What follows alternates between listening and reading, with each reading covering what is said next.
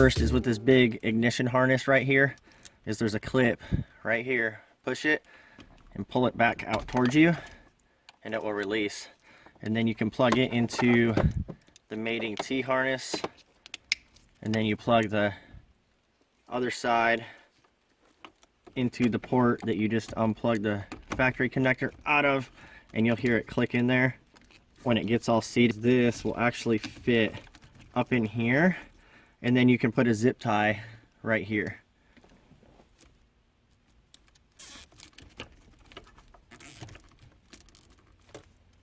And then go back, I don't know if you guys can see it very good, but way back in here, see my fingers down there?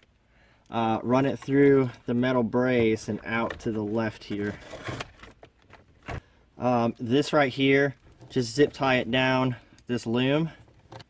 Okay, so it's all secure. That goes up in here. The panel will fit right back on like stock. So the OBD2 connector and the BCM connector are down here from when I unplugged it, right? So the secondary connectors, I'm gonna go ahead and put the BCM connector in first, and you can reach right up through this hole if you need to. Just make sure that you guys are cautious about pins in here, and make sure that you don't have any bent or broken pins. Just take caution when you insert this, and then you basically plug it right in here and you'll hear it click like so. And then you take the other end and you plug it right back up into here where you unplugged the factory one from. Push it up in there and you'll hear it click. And then you take the OBD2 connector here and plug it into the factory port that you unplugged. And then plug the factory connector back into the mounting port. Okay, and now you have the medium and the small connectors that need to come up to this area on the top left, where you remove the dash panel to hook up to the module. So what I do is you can go right back in and around like this. It's right back up in here and grab it and pull it on up. There's a loose black wire with a ring terminal. This is the ground wire, and you come right through here, same way you did with the other harness, and you come right on around. Just grab your 10mm and break that thing loose, untwist it.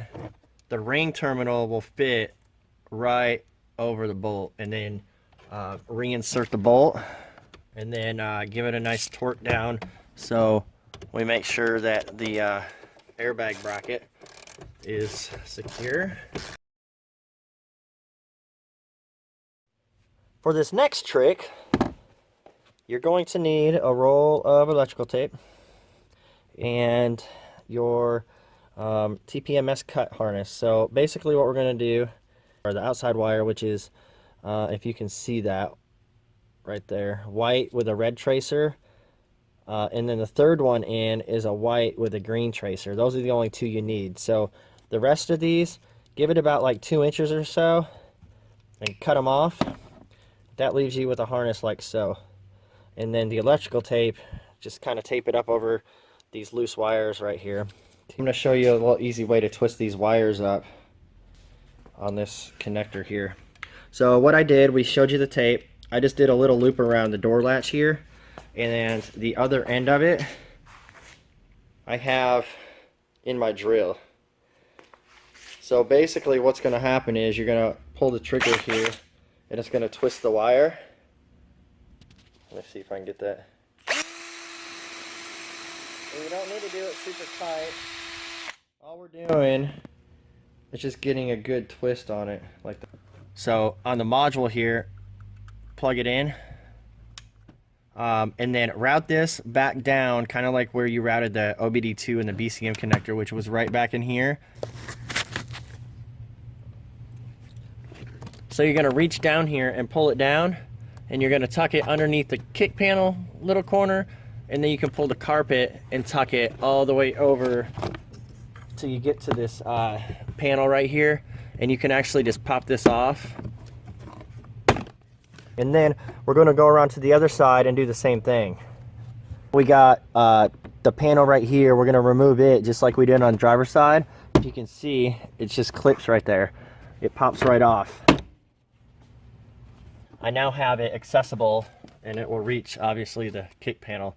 So what you're going to want to do is tuck it underneath the carpet all the way back over to here. So you just need to pop this up enough for the kick panel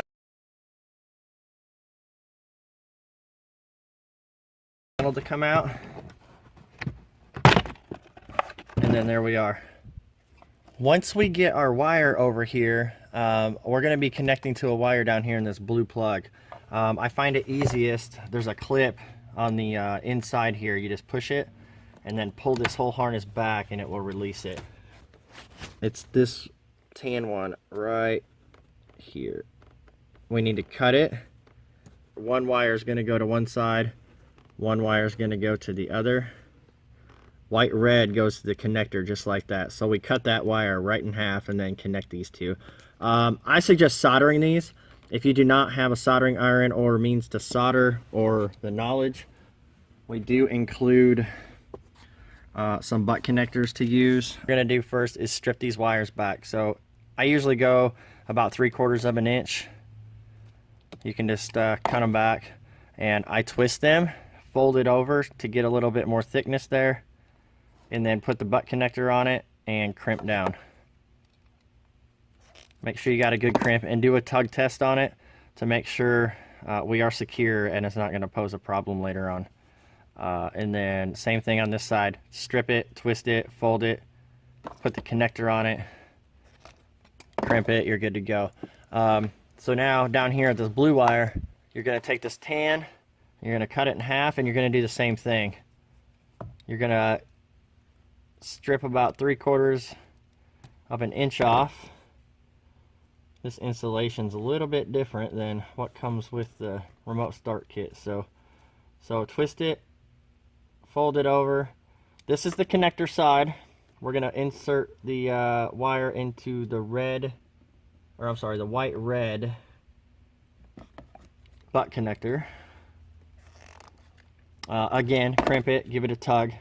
And then this is the vehicle side that goes out to the car. So we're gonna strip it.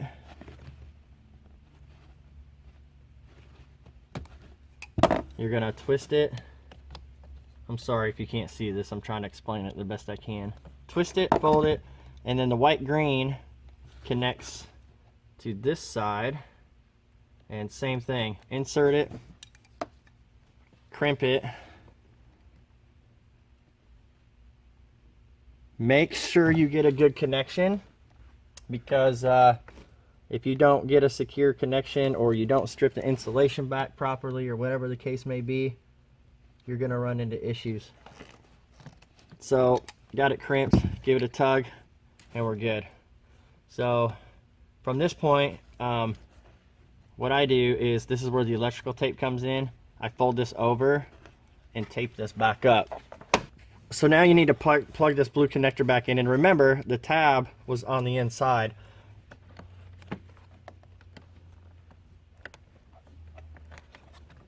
So plug it back in, tuck the wire down. Don't reassemble the vehicle yet. We're going to test everything out.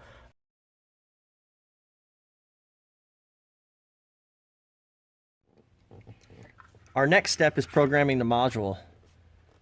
First, we're going to use the big connector here and insert it into the module. Before we begin, we need to push the button on the back side of this module and hold it as we insert the big white connector. Now you're going to see the lights fluctuate various colors. The pattern is blue, red, amber, and then blue and red. The two outsides light up at the same time. We need to release the button when the two outside lights, which are blue and red, are lit up at the same time. So we got blue, red, amber, red and blue, release. And as you notice, they're still blue and red, and they will remain lit up until we turn ignition on. So here's what we got to do. Plug the medium connector in, plug the little connector in on the back side next to the red, and then you're going to push this button 10 times. 1, 2, 3, 4, 5, 6, 7, 8, 9, 10. And this light should blink 9 times, pause, 9 times, pause, and it's going to keep that cycle. If you get less than 9, more than 9, you need to unplug everything and start over and hit this 10 times. If you don't have 9 flashes here, do not proceed to the next step. All right, so we got 9 flashes. We're going to take our key here and we're going to insert it into the ignition and turn the vehicle to the on position. Do not start the car, just turn ignition on. So it's 2 clicks. 1, 2.